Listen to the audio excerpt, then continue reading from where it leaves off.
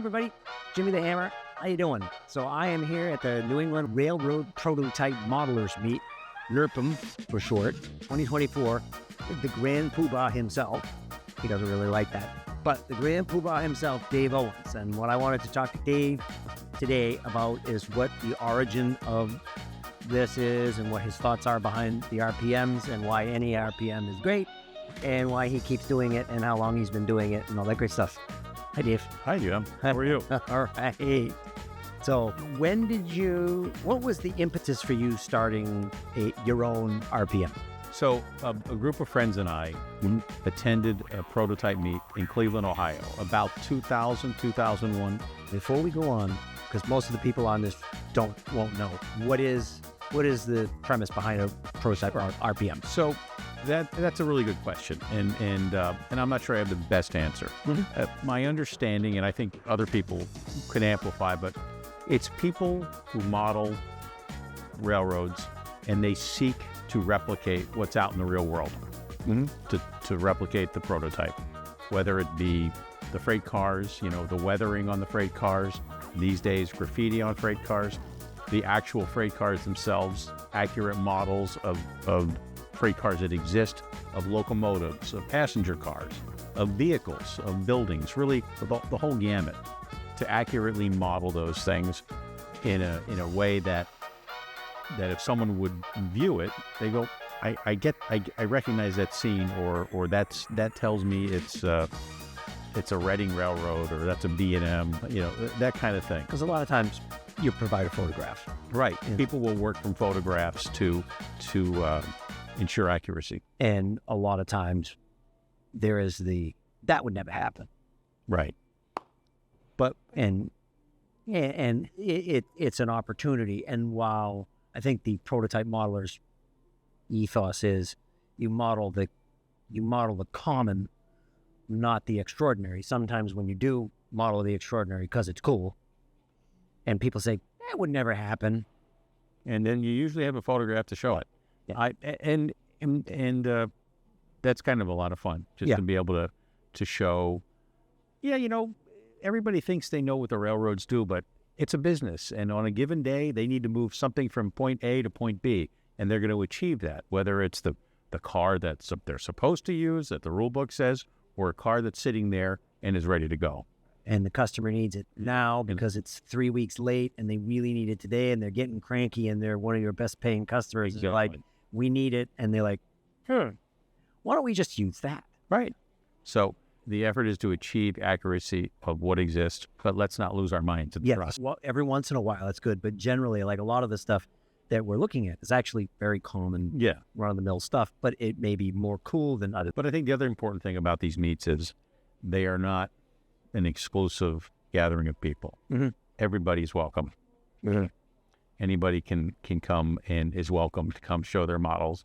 There's no judging. There's nobody who's going to say, that's wrong. That's, that you did that poorly. It's just, That's not the kind of environment it is. Everybody's welcome. And the idea is you come, you go, oh, how do you do that? And someone helps you and you learn. Or why did you do that? Because you may look at something and say, that's not, why did you do that? And I think I said, that's a good idea. I hadn't thought of that. Yeah. Get a lot of good ideas. And so getting back to the impetus of it, you had gone to an RPM in Gym 6, I guess. Gym 6 had hosted it. Gym 6 is a very well-known modeler, tremendous modeler. And he hosted this event in Cleveland, Ohio. It looked like a lot of fun. My buddies and I, there were rail fanning opportunities. I said, let's take a ride out. So we went out for a long weekend, and it was a lot of fun. We met people, model railroaders, who to this day are our friends. It was just a great experience, both socially meeting people, new people who we really liked and remained great friends with, and meeting modelers and seeing how you do things and learning from them. And it was just a great process. And it was a lot of fun. We went to another one and we said, let's try and do this back home. Let's see if we can put something like this together, because I'm sure people would enjoy this like we're enjoying it. And that is what got us going. And when was that? That was about 2001 or 2. And it's been uninterrupted except for 2021, right? We missed 2 years during COVID. Right. And this is our third one since COVID. 2022, we came back after COVID. And it's interesting because like a lot of things Like a lot of the techniques that people use to make things look ridiculously realistic are not all that complicated. Everybody here is like, no, it's not bad. Just do this. They'll show you how to do it, Right. and they show you that it's really not as hard as you think it. Right, to try and demystify it. Yeah. What these events consist of, in most cases, there's a model display. People bring their models to show so you can see what people can do. There are clinics where people will offer hints in their experience and how they did something. That could be everything from a technique to a specific rail car and a prototype and modeling options, or something else. It could be one of the guys has been thinking about putting something together about gas stations, because everybody's got gas stations on their train layout. So that's kind of an interesting topic. I'm doing a clinic this time about fire engines and railroads, and you say, wow, fire engines and railroads? Well, railroads owned fire engines. Railroads transported fire engines from customers to, or from manufacturers to customers. So there's a relationship. They had equipment for hauling them. You started that in 2001, and what has been the genesis? Because anybody that's been coming to this for quite some time remembers it was in the Camp Community Center and has very fond memories of it. Sure. Well, I could talk about how that began. In my work life, I was a newspaper reporter at the time, and I would attend Board of Selectmen, planning and zoning meetings in Canton, a town I covered. And I would sit in the community center where they would conduct these meetings, and I would sit in the room that we used to use for the model room. It was a big room, and I would sit there and I go, this would be a great room for a model display. It's bright, and Yeah. this would be fun. And this facility was an old school that had been converted to a community center. I thought we could probably put something on here. So we started putting it together, advertising. We got some clinicians, and we drew a group of people, and people had a great time. That we were there for 7 or 8 years. That's it? Yeah, It seemed like forever, but that's as long as I was going. That's as long as I was going. maybe it was longer. I just lose track of the time. Yeah. But we eventually outgrew the place. As you recall, parking was always an issue. It was always interesting, but it was the town library also. So when we would have the meet, we would just consume the whole parking lot. So people were frustrated. The town was always great. The town was always very nice to us, but we just eventually outgrew the place. There weren't really good hotel accommodations nearby. So That's an understatement. yes. So we decided to move to a hotel where people could have a place to stay who traveled and who could go there if they were just coming for the day. We moved initially to Enfield, Connecticut, and then we moved again after that hotel closed its event space. Mm-hmm. And the next one closed its event space. And No, that went away, didn't it? the first second place one? closed. The second, the first place got rid of its event space. The second place closed Wow.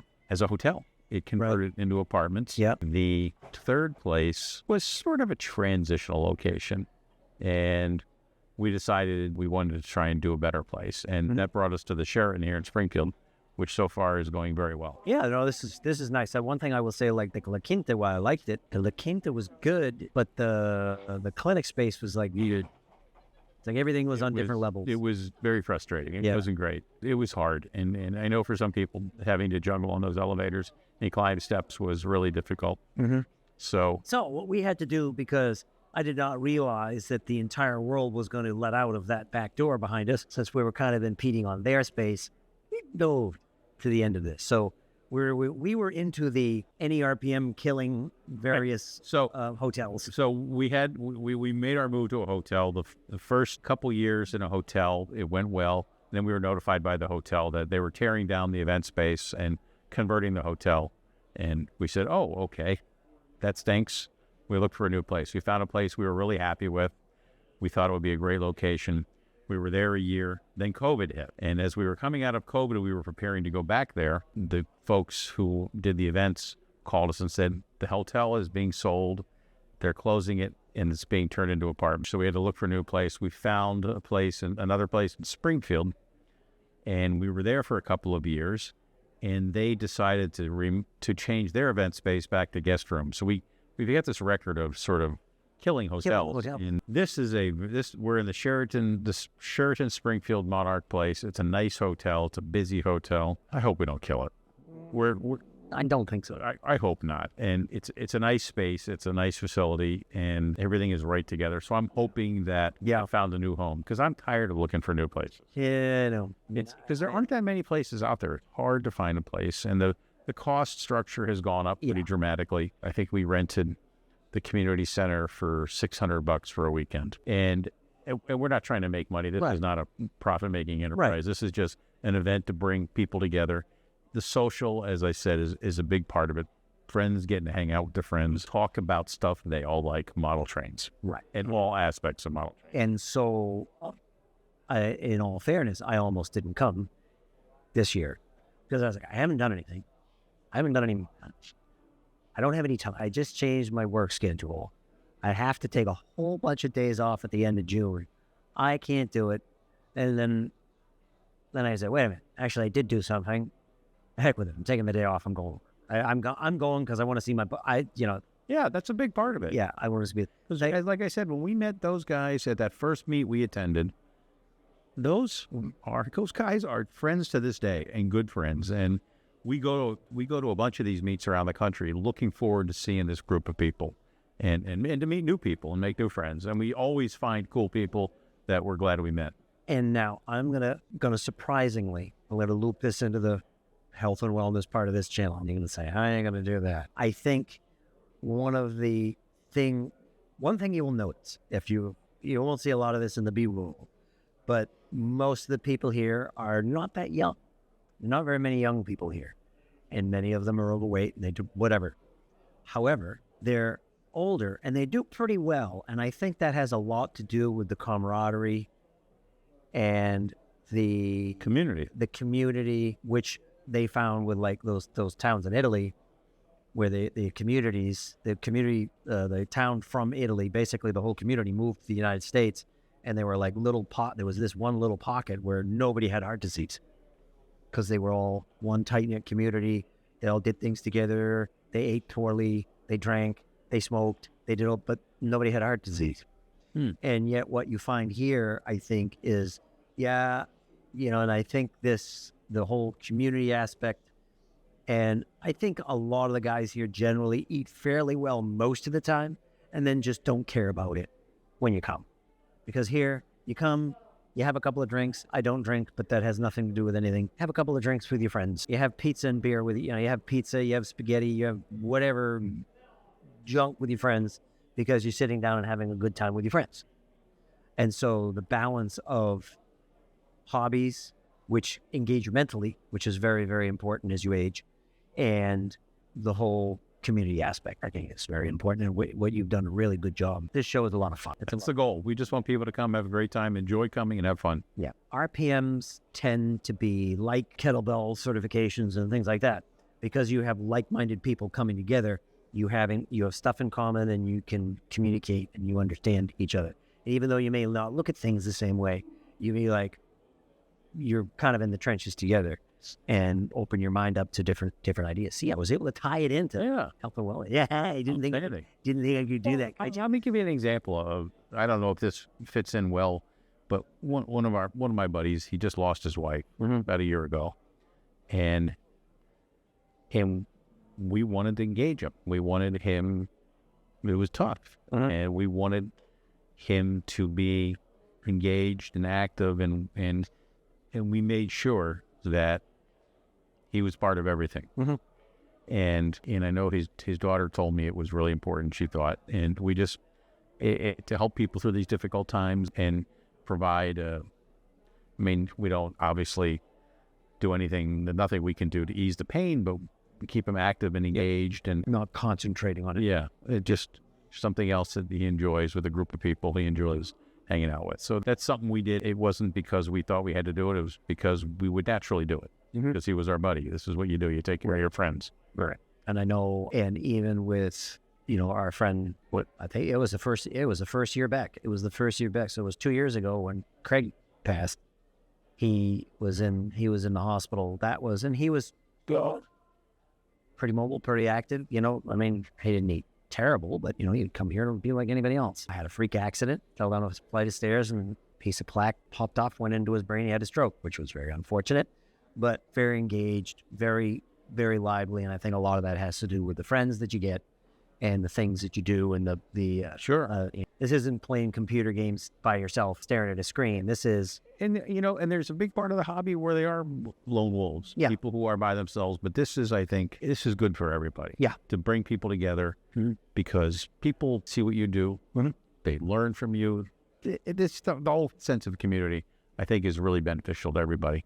There's a lot of like with what I do is a little different, but I would use this place because many times I don't do anything at home because just believe it or not, working for the railroad sucks the desire to play with small trains right out of you, and it can be tough. But I would use this. I would bring my stuff and I would weather things or I would work on something because the energy around here was like everybody, oh, wow, that's cool. What are you doing? Oh, show me how to do that. Can I ask you about this? And I would find that you'd actually see everybody if you stay in one spot, weather something, right? Everybody comes to you. So it's a great impetus to get the mental juices flowing because many times there's a lot of operations, things like that. So you can make it more interest. Basically, it's a role-playing game that moves. Sure. And the one thing I would say is people say, oh, sitting is the new smoking. Well, model railroaders, you're running a model railroad, you're standing up You're moving around. You're moving around and you're on your feet for 2 or 3 hours. Yeah. So it's actually not that bad of a physical activity. No, you're up and getting those steps in. Yep, getting those steps in. Anyway, well, thank you, Dave. Thanks for a great job. Thanks for coming. This is a very new, nice. I would say I like this better than La Quinta. I definitely like this better than the one in Enfield. Okay. Because the one in Enfield, the model room was weird, and the core of this is the model room.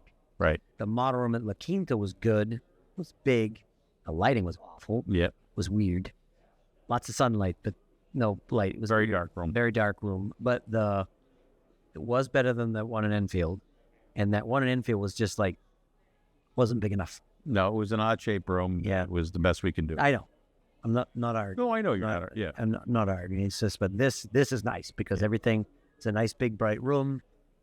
The vendors have their own space that's right next to the model room. Yep. All the clinic spaces and if right next to everything. If we're ever able to expand, there's places, if we have there's room to expand here. So that big room where everybody was coming out of. Yeah. The whole world was coming out in front of us. So. Yes, but that will all be edited out. And I will have B-roll of the rooms here and everything and photographs and everything. So thank you very much. All right. Dave, and I will say this. Remember, in life, you can be the anvil or you can be the hammer. Always be the hammer. Chip and the hammer. Out. Yeah, that's it. All right. Good deal. Thank you very much. My pleasure. How about a real one? I know. I kind of missed you. I missed you. Yeah, you missed my hand.